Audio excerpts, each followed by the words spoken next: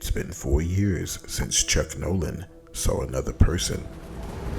After multiple attempts to leave this island, the tide always washed him back ashore. Chuck's exhausted, out of food, and trying to get himself to sail in the path of a shipping lane or the flight path of aircraft. One notable thing that helped him survive was Wilson. Okay, here we go, Wilson. You don't have to worry about anything.